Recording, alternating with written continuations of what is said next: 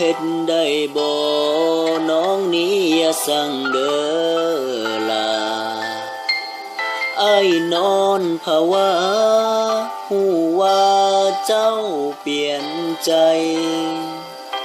หัวใจทั้งเจ็บทั้งจนต้องทนฟื้นกินน้ำตาภาพเก่าที่ลอยมาอ้ายหูสตาของตัวเองเรื่องฝังใจที่เคยสัญญาจื่อได้บ่เก็บคำว่ารอผิดหวังซ้ำมาซ้ำไปมาอกหักอี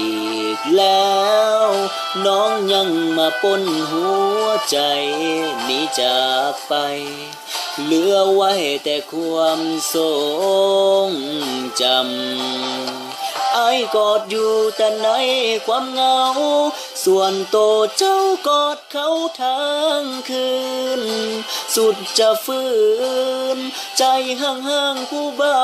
พ่ายหาสะอ่อนคนหน้าตาดีกะปลอมเปลี่ยนสีไปจนได้คนที่หักเข้ามาเหยียบใจเฮ็ดกันได้ลงคอ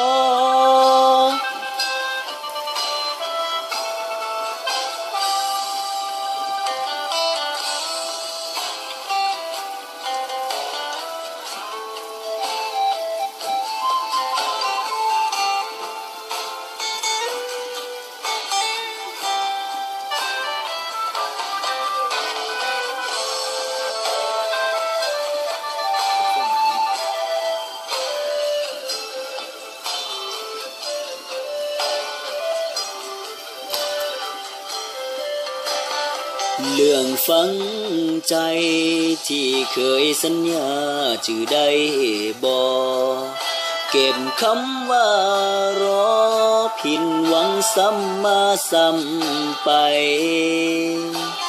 มาอกหักอีกแล้วน้องยังมาปนหัวใจหนีจากไป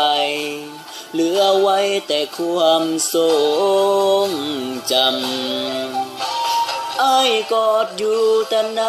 ความเหงาส่วนโตเจ้ากอดเขาทั้งคืนสุดจะฟื้นใจห่างๆผู้เบาพ่ายหาสะอ่อนคนหน้าตาดีกะปลอมเปลี่ยนสีไปจนได้คนที่หากเข้ามาเหยียบใจ